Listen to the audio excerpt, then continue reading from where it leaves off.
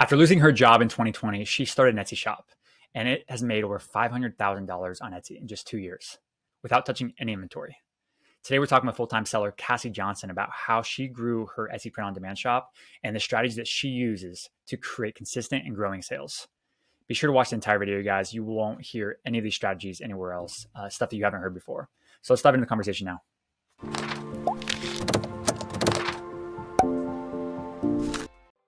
Awesome. Cassiy, how are you? Hi, I'm great. How are you doing? Doing great. Thank you so much for coming on the channel. I really appreciate it. We're so curious. Tell us your story and how you found Etsy. Absolutely. So in 2020, like a lot of people, I ended up losing my job in March. And so I was home and looking for something to do.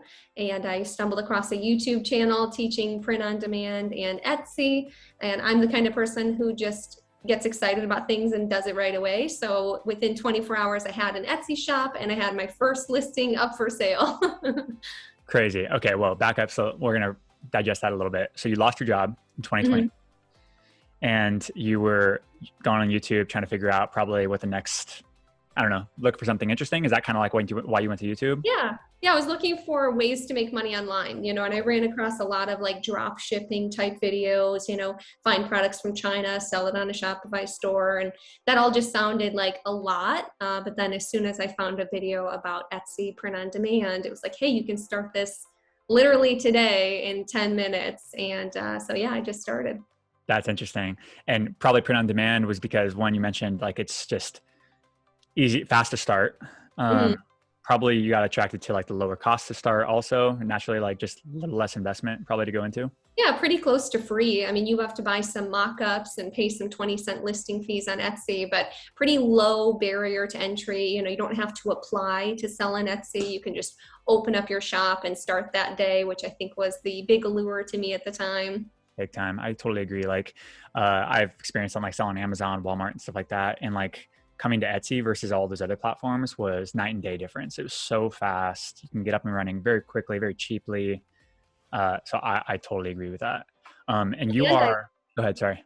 I would say I'm a shopper of Etsy for years. And so I was already familiar with kind of the platform and what people sell on there. And I bought lots of presents. And so I felt really comfortable with it since I've already used it for years. So cool.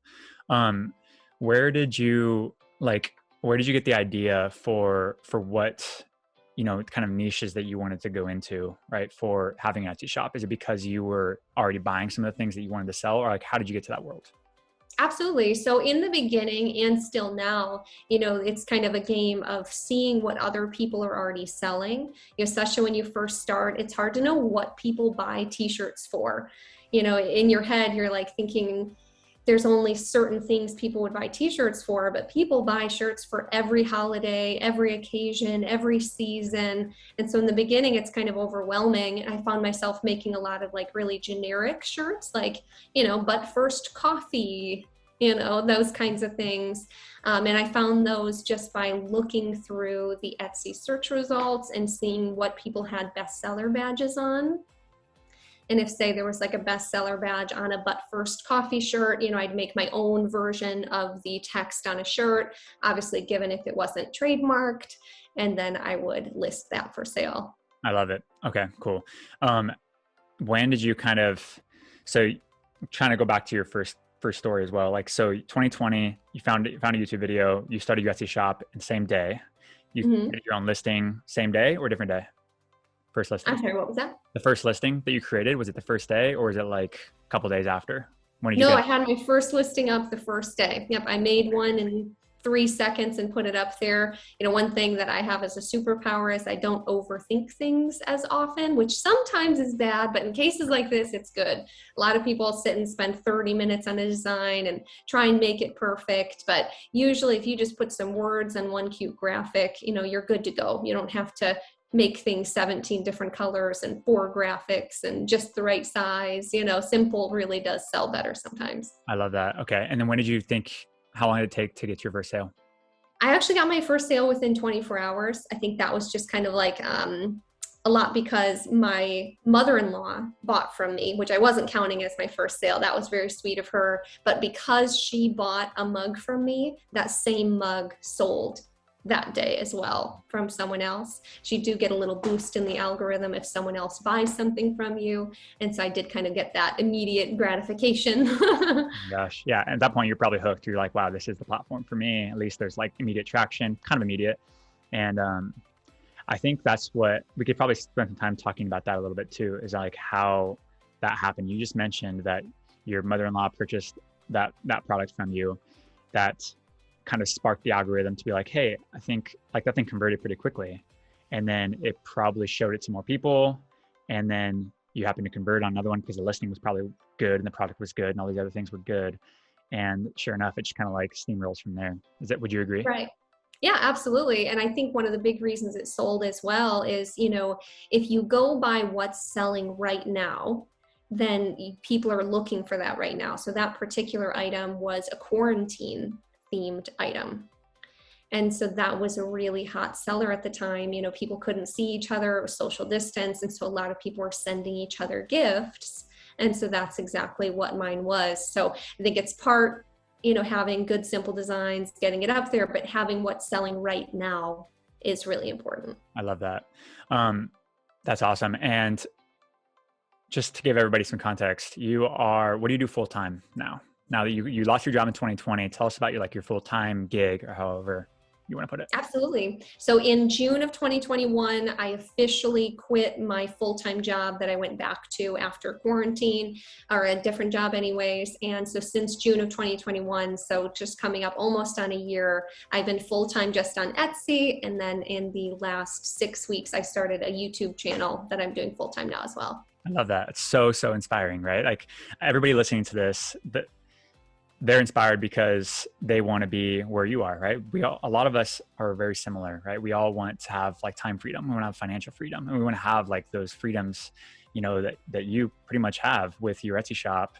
And obviously you're going into different ventures now and educating people on how they can do it too. And that's super amazing.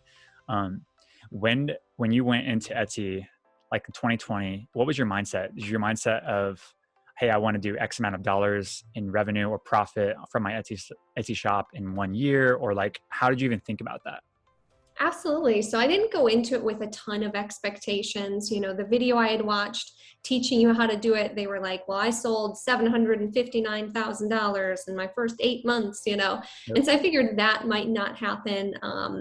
But I had high hopes, I just wanted to make a bunch of money. But even at that time, I don't think that I was really thinking like right off the bat, this is it, this is how I want to make a full-time income. It was more like, I've always been interested in having a side hustle. Maybe this could be it.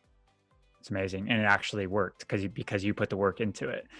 You were in another conversation that we had, and I wanted to share that too, is talk about the amount of listings, right? Like you didn't just get lucky. I want to make that very clear. Like you didn't just get lucky. You're not a one-off like lucky scenario where you happen to start in 2020 and you happen to get your first sale in 24 hours. And then you're just like, everything works great for Cassie, right?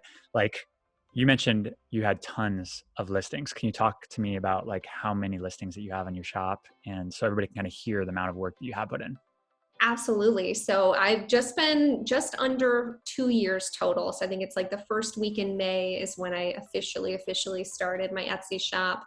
And in that time, I don't have this many listings active anymore because sometimes things fell off, but I've made over 5,000 listings. Amazing. In 2 years. Yeah, in 2 years. So it's been a lot of work. I think a lot of that just helps you get into new niches. My philosophy with Etsy is that it is a general store. Most people coming to Etsy have something particular in mind. They're going to come search it in the search bar, and they're going to look through those results and compare you and the other people that have similar items for sale, and they're going to buy the one that they want. And so sometimes people will click on your store and actually shop just from your store, but I'd say that's probably not as common as people just buying from the actual search results. So kind of my philosophy there was I want to try and be in as many niches as possible to find the ones that are profitable for me. And so I'll put, one new shirt or five new shirts into a niche I've never sold before. And then if it starts selling, I add that to new colors. I add it to tote bags. I add it to mugs. I add it on sweatshirts. And I'll really just make different versions of it, make couple shirts of it. So as soon as you find some of that success, then I really try and capitalize on it. Yeah, you double down on what's already working. Exactly. That's the easiest way to make more money for sure. I think there's so much there that probably everybody can take away from, but I think at the fundamentals of that, of do more of what is already working, right? And just do more of it, change it a little bit, just do more of it. I think that's the whole thing with online selling. Like, we don't have to reinvent the wheel every single time. I think it's also amazing how you mentioned that you're more subscribed to the type of thinking of like a general type of store, whereas like that's contrary to the majority of stuff we hear on YouTube, on blogs, things like that, about like, you need to niche down. I'm curious, like, when did you kind of decide that you're going to be more of a general store? Did you go into that thinking that way, or how did you frame your mind, your thinking around that? Yeah, it just so happened that the videos that I saw recommended doing it that way. And so I didn't even know that people did niche stores when I started, which I think worked out really well for me. I think there's some niches that sell all year round, but most niches are seasonal. And so it's hard to have a consistent business 12 months out of the year, every year, forever, selling just one niche. And so I think being in all these different niches has really allowed me to have a really consistent income while being full-time on Etsy. I think that's powerful for everybody to hear too, because that's the way I view Etsy. It's a search engine, right? It's, if you want to compare it to Amazon, right? Some people would hate that, but point is, like, people go there with a high buying intent. They're looking to buy something specific. They may be a little bit more shopper intent, like on Etsy versus Amazon. Like Amazon, if I'm looking for a mouse pad, right? Like, I'm looking for a mouse pad and that's pretty much it. Whereas Etsy, I'm typing in mouse pad and I may be thinking about like, well, I want one customized for me, or I want like one special or something like that, but it's still the same kind of thing. I don't know if that's a good example or not, but like, I agree with like having more general, because you get spread out across the platform and you have more opportunity to convert on buyers. Absolutely. Yeah, I definitely agree. On Amazon, for instance, until I started selling online, I thought everything on Amazon was for sale by Amazon. I didn't know that it was like a bunch of little individual people selling everything. I knew that about Etsy because before it was just a handmade market, and that's kind of how it was marketed, but definitely in the last few years when they changed the rules that your items just have to be unique, but you can use a print provider, that's definitely opened a lot more doors for people. Yeah. Before you'd have to own your own Cricut or your own t-shirt printing. And that's a lot of extra work. I think most people are probably in the t-shirt world doing print on demand now, because I'm just a one-person business. If I was printing all these myself, in November of 2021, I think I sold 2,400 shirts. I can't imagine having to have sat down around the holidays and hand printed, that many. Yeah. So it definitely lets you kind of scale it quite a bit more. I agree. Yeah. Print on demand is certainly like an amazing opportunity that's like available for literally anybody with a computer, right? It's wild. I definitely my hats off. I give my hats off to people that own their own heat press, that own their own printer, all those things. That's amazing. But it's just, I understand now, or I've always understood, like, that's a disadvantage in a lot of ways. Just because now you have to like man that heat press. And then you also have to, like, if you don't want to do it, then you have to have an employee. And by the way, where do you live? Probably in the US, or like somewhere that's pretty expensive labor, right? So now you have more overhead and you're more risk. So I do love print on demand for that world, or for that reason. One downside with print on demand is obviously the competition, because it's low hanging fruit. Pretty much anybody can have a print on demand store. How do you separate yourself from the competitors in your niches? Absolutely. That's a great question. So there's always new niches, I think, is the biggest thing. I think a lot of people are worried that Etsy is oversaturated. So I think you are not alone in saying those words. A lot of people are like, well, there's 40,000 coffee themed shirts. How would I ever get seen? And there's a couple different things that go into me saying it's not oversaturated. Is I think Etsy came out saying that they have like 90 million buyers a year. Mm-hmm. and only like 5 million active sellers. And so there's still a really big gap for all of us to fill to sell all the things to those customers. You know, there's a big market. And the nice thing about the way that the Etsy algorithm works is everyone, when you search something, you're going to get completely different results based on what you've purchased, what you've clicked on, and where you live. And so if I live here in Michigan, someone that lives in Michigan as well is more likely to see my listings than someone else. And so I don't think that it's unrealistic to think that you can get on the first page of some of these things. A lot of people think that you can't get seen, but if you just have a design that stands out, really great mock-ups, and the right SEO, you know, I've ranked for the first page of things like teacher sweatshirt, which is one of the highest searched keywords for that. And last month, my most highest search term on my Etsy shop was bachelorette party shirts. Not even a specific one. And so you really can rank for those things, but you have to put in the work first. You know, you have to fill out your entire Etsy shop. You have to make unique designs, have gorgeous mock-ups, the prettiest ones you can find anywhere, have your description fully filled out, have your FAQs fully filled out. You know, you get ranked by Etsy on all of those things combined to get your listing score. So just to stand out as far as designs go, my favorite way to make sure I stand out is to look through the first or second pages of the results, see what everyone is designing, and try and do something that's been successful in a different niche. There's a lot of different design styles out there, you know, so I might say, you know, everyone on this page is making like a blocky text with cursive underneath it, with every other letter being a different color. And that's pretty much the whole first and second page, because a lot of people like to copy each other and do things just a tiny bit different. So maybe in that case, you know, I'd take a popular style I've seen in a different niche and put like a rainbow with just cursive underneath it. You know, do something I've already seen successful for a different niche and bring it to that niche that doesn't have anything that looks like it. So again, only doing things that you've seen success with, but bringing it to somewhere that hasn't seen it before. Yeah, I love that. Yeah, again, you're trying to replicate the success that you're seeing from another niche. Oh, so in regards to, you're going back a little bit, in regards to the ranking, right?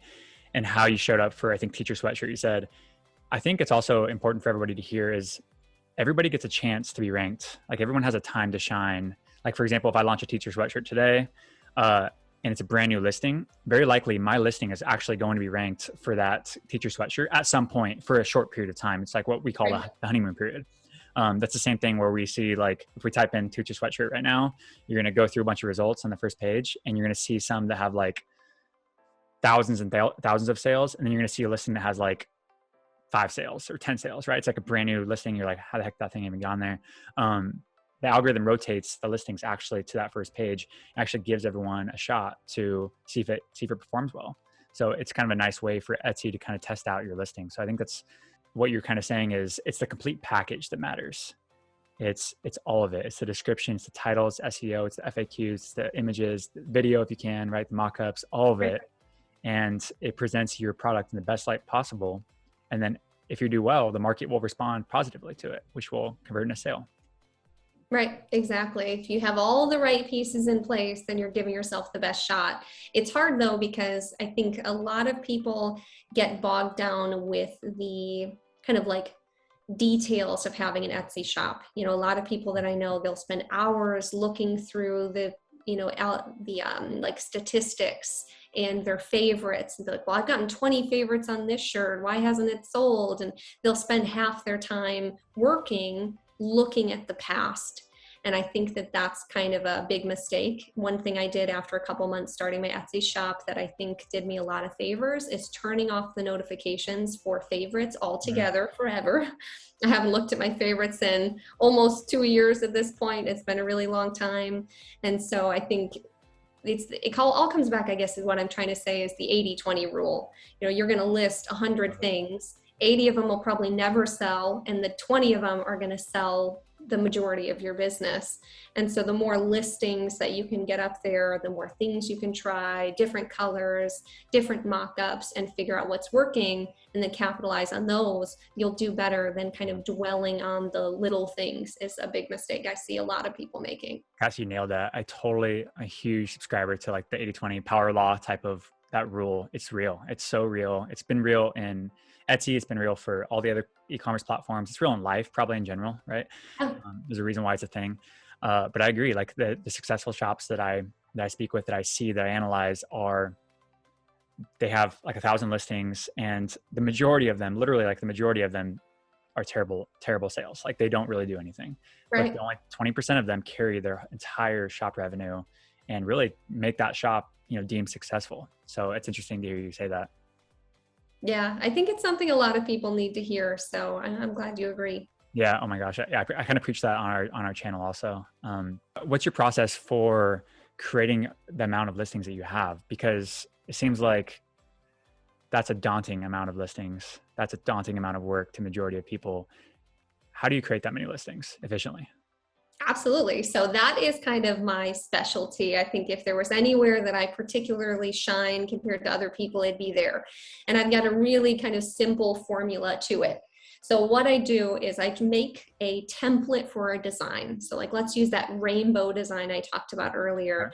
Maybe I find an adorable rainbow graphic and I put cursive words underneath it. And if I start getting sales on that design, then I'll add that to new niches. So I'll just put something else in cursive underneath. Maybe I'll do first grade teacher, maybe I'll do speech therapist, maybe I'll do one more chapter or reading niche, but it all looks identical because I've already found out that design style people enjoy.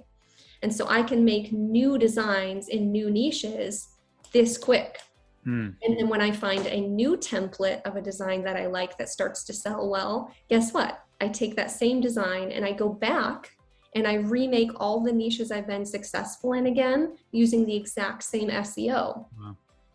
And so I'm really only making probably 5 or 6 different design style shirts. If you look through all my listings, they're all really similar looking, but I'm just in hundreds of niches, and then my shirts all look exactly the same. And then when I go to list them, to give myself the best opportunity to sell, I'll put it on 2 to 3 color shirts in 3 listings, 2 to 3 color sweatshirts in 2 to 3 listings, a mug, a tote bag, maybe an accessory pouch, and you use that exact same SEO for all of those items, but just switch out the word mug for shirt and sweatshirt and so on. So I can get 50 listings up in a day, no problem, with 10 designs.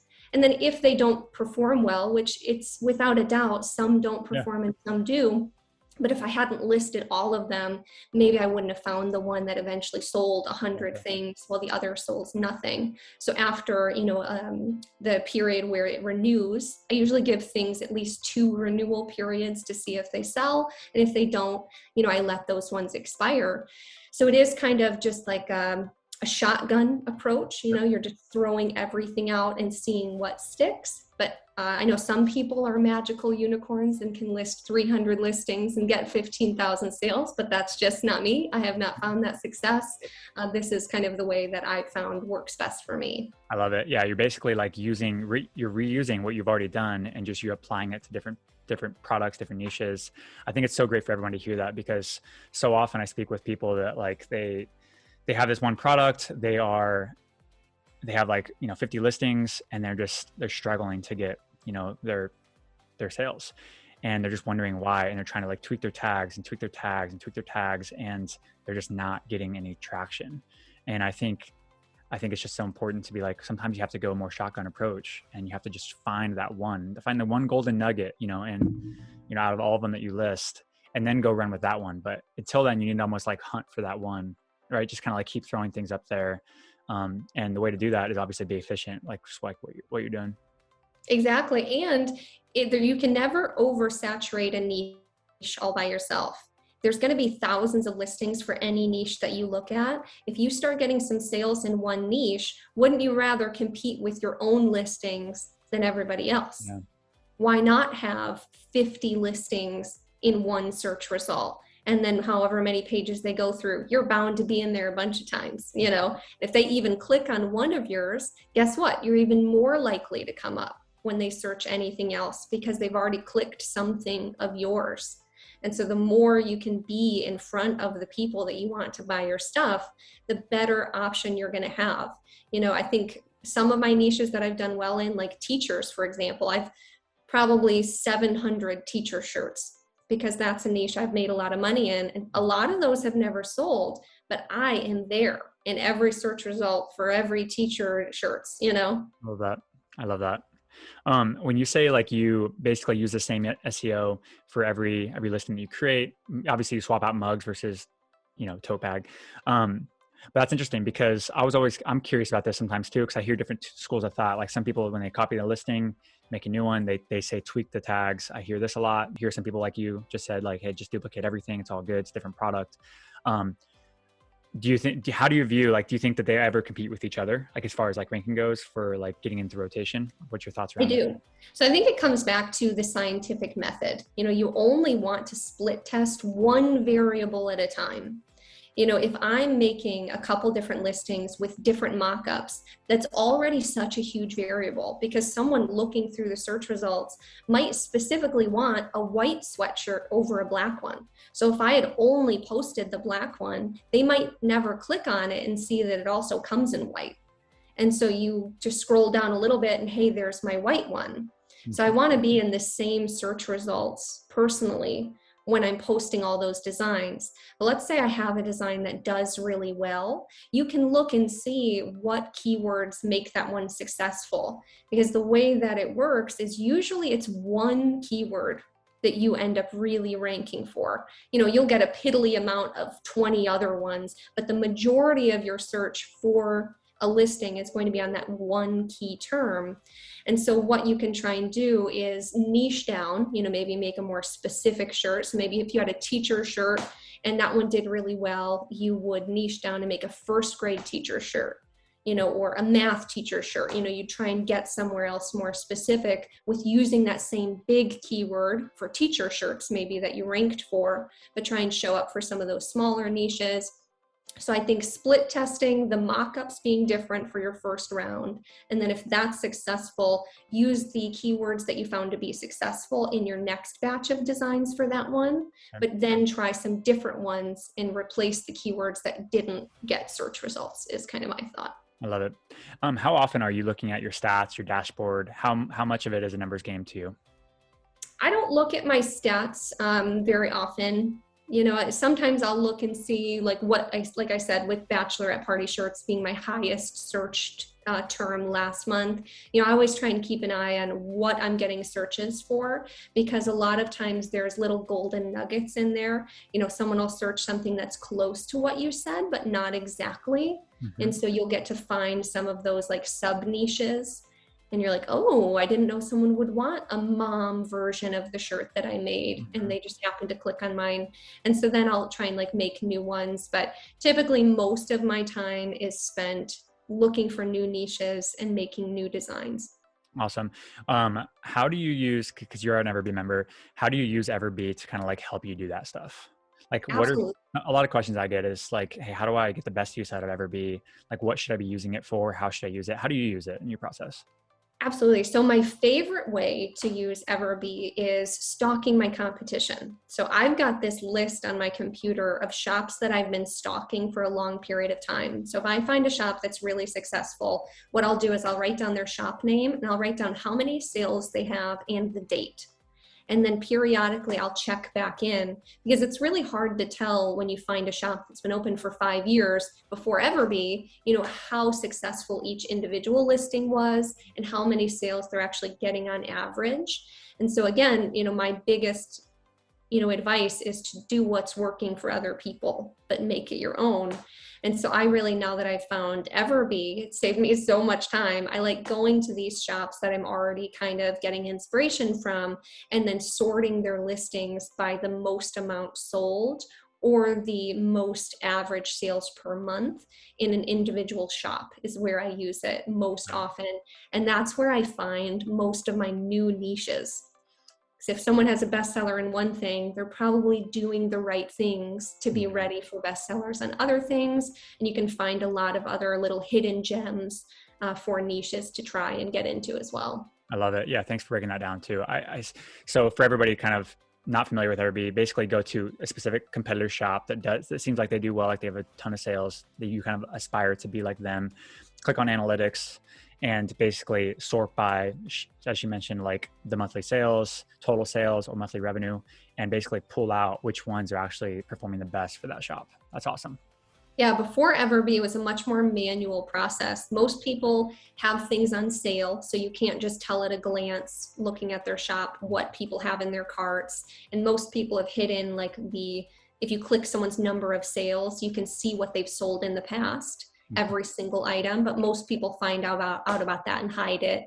And so I'd have to sort their reviews and look through all of their reviews until I see the same one over and over again. Then I'd click that one and see it has 300 reviews, So EverBee definitely does the exact same thing that I was doing manually before, but in seconds instead of, 20 minutes of looking through someone's hundreds of reviews, and there's only 5 on a page. So, or however many, it just takes a lot longer. So it's definitely been a really great streamline to the process I already was doing. That's awesome. Let's talk about conversion rates. What are you seeing that's like kind of, if someone were to ask like, hey, is my conversion rate good or bad? Is it average? What is like an average conversion rate in your head? What should someone be targeting for, like in a print on demand space? Yeah, I mean, it's definitely low. Etsy is a pretty competitive market. And so anywhere from, I'd say 3 to 6% is a pretty good average conversion rate. Awesome. If you have higher than that, again, you're probably a magical unicorn and I have no advice for you. But that's kind of where my average has been. But then there's also times where like you have a lot of competitors shopping you and shopping all the results. So I think it all gets a little bit skewed. I think all of those metrics are nice, but I wouldn't say that my conversion rate is something that I'd be concerned with unless I just wasn't getting any sales. Yeah. And then it probably goes to you missing something. Yeah, I agree. Mock-ups aren't good, Okay, perfect. That's kind of where I wanted to go too. Because sometimes I find, some folks that I talk with and they have like a 1% conversion rate, when I know the average for that industry, that niche is probably about 2% and above. That definitely should be the target, but they're like 1% and below. What would you say to somebody that has like a 1% conversion rate and they're not happy with their sales? Like, what do you see as the issue? Where can they improve? Absolutely. So again, I think it comes down to having everything be as professional as you can. So if you have a 1% conversion rate, I'd really take a hard look at your own Etsy shop. Do you have a professional looking logo? Do you have a professional looking banner? Do you have the best mock-ups that you can literally find, or are you using Printify or Printful's mock-ups with a white background? Is your design look realistic? A lot of people put their designs on the shirts in the wrong spot or angled wrong or too bright. Like, does it actually look like a real shirt? Mm-hmm. I love that. Do you have, a pretty size chart? Do you have a good description? You want to have everything be right. I agree. Yeah. And sometimes people don't know what those everythings are. So I appreciate you kind of breaking those down too. I think like some of the simple thing is like, just make sure you have more images. I see a lot of times with like 2 images. Right? Hey, that's me. Is it? It is. I have, so it depends on how many colors. If I'm doing one color in a shirt, I'll do 2 pictures. So if I'm selling just a white t-shirt, I'll have 2 white pictures of t-shirts. I'll have a size chart. And then I'll have a little picture saying like, we don't take returns and exchanges.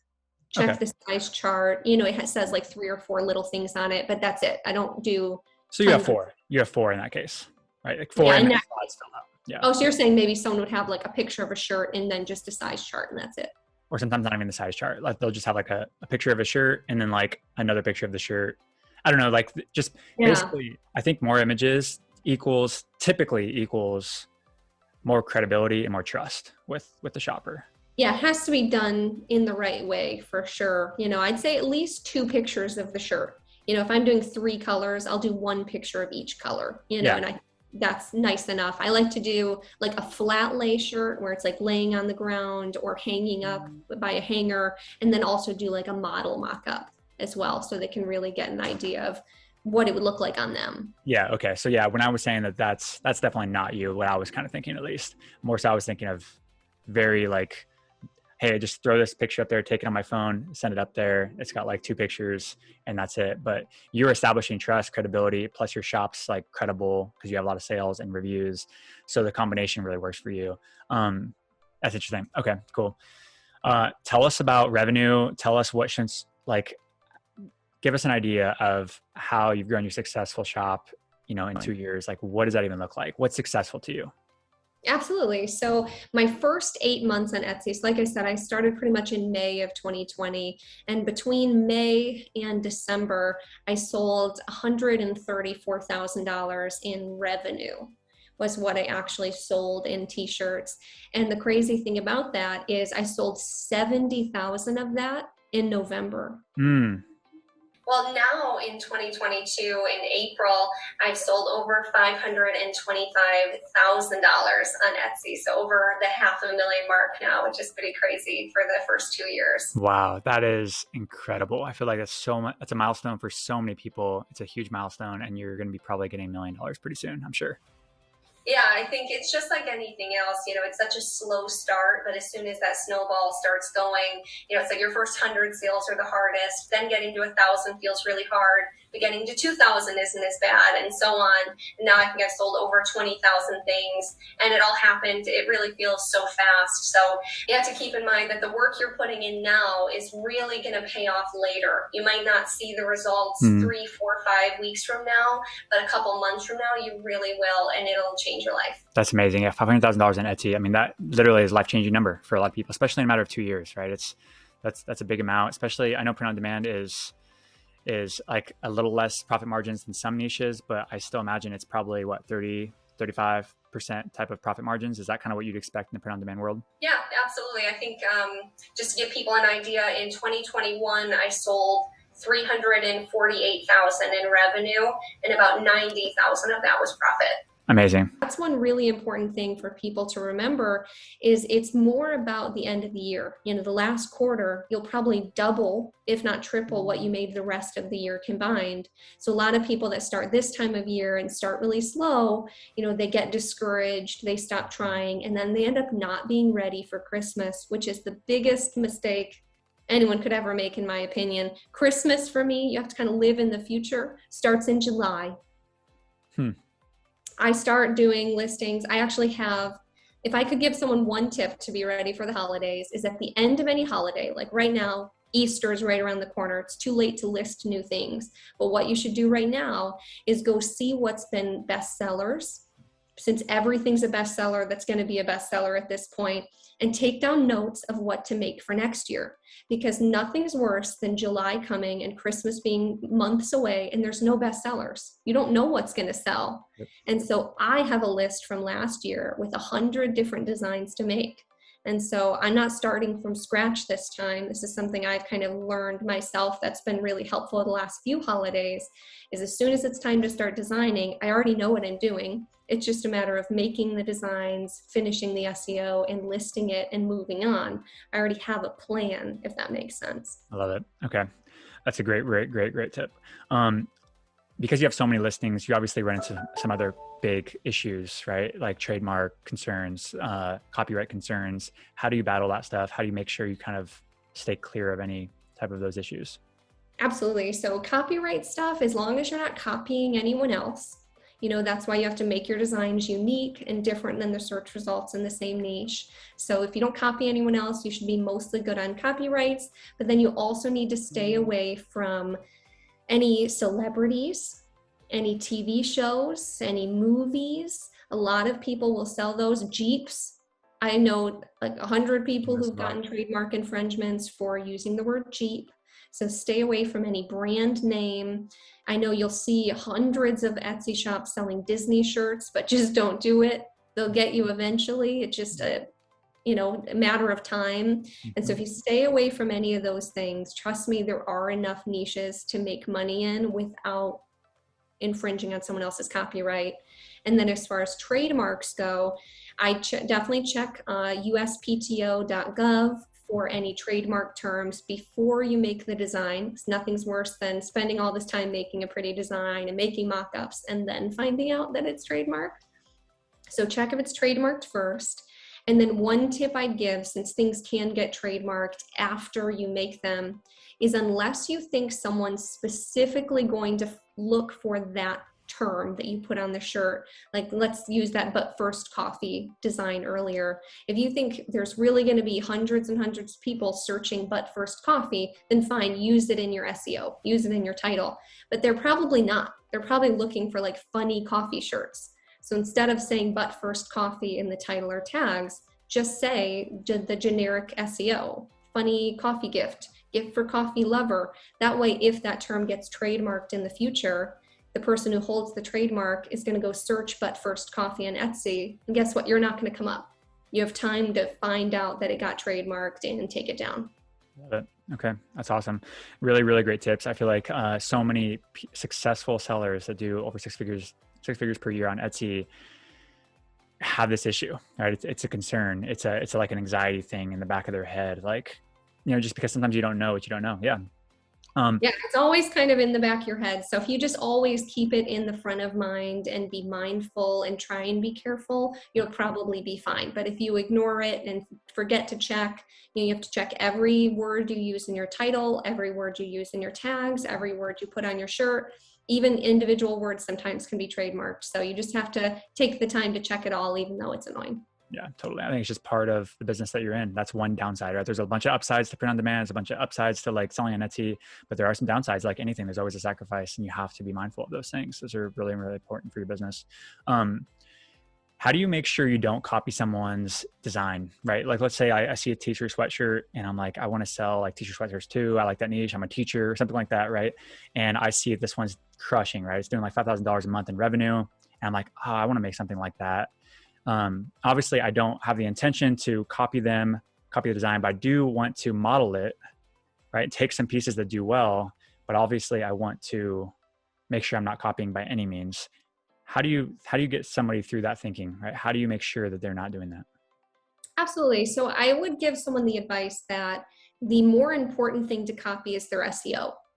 That's why they're successful. Their design's probably good, but the reason why they are where they are is because of the SEO and people finding them in the first place. So you can have the most beautiful design in the world, but if it's on the last page because you did a crappy title, no one's ever going to find it. Yep. And so, a lot of people have that mindset in the beginning that you need to be like the same style to get sales, but you're just being the off-brand version. No one wants to be the Aldi of t-shirts. Like just make the name brand one that's yours, and you'll find a lot more success because there's already so many people copying that one. It's just a waste of your time to make anything similar. So again, like I said, maybe do some research. If you're new to designing, go through one day and take a bunch of pictures of shirts that you like the layout. You like where the words are on the shirt, like words curved up here over a graphic with straight words underneath, and take a bunch of pictures of layouts that you like. And then maybe one day take a bunch of pictures of shirts that you like the color options that they have. Maybe the 4 or 5 colors in their design are really gorgeous. And then when you're going to make a new design, look through those 2 folders and see if you can find some inspiration from something that's been successful in a different niche to make a design for this one. Because if you use the same layout of words with different colors in a new niche, that's not copying. You're making it your own. You're combining different things, but you're taking inspiration from things you already know work, if that makes sense. Yeah, it does. That's awesome. Thanks for nailing that down. I get that question all the time because a lot of times, and I understand it. It comes from it comes from good intentions, right? Like They just don't know. Nobody wants to copy everybody's stuff. Like I don't believe that people want to do that. They just want the result that would potentially get them. That's what they're after. So if they just knew it, my mission is like to show them a better way to do that. Because everybody knows that if you copy stuff, it just makes you feel bad. It's big risk for your shop. It's a big risk for you. It's not good for the marketplace. So I think it's just like our mission as educators is to like help people see that there are better ways, more efficient ways that get you the same result or better, actually, probably a better result for everybody. So, right. That's awesome. That's pretty much the main things that I wanted to talk about, really. Do you want to like share with everybody like where they can find you, where they can learn more about you, follow your story, and follow like the fundamentals and strategies that you teach about Etsy? Absolutely. So, I did just recently start my YouTube channel, but I've already got, I think over 30 videos available there with teaching a lot of these nitty gritty things. It's not a very fluffy channel. I like to get down in the details and show you step by step, frame by frame, exactly what to do. So if that's your style, you can follow me on Cassiy Johnson on YouTube. Awesome. I will link to that in the description below, guys. You guys need to go follow Cassie. She is awesome, as you know. But yeah, I really appreciate you staying on with us and talking, telling your story. Yeah, thanks so much for having me. I love EverBee. So excited to be part of your channel. That's so awesome. Yeah, thank you. Okay, talk to you soon. Bye. Stay on.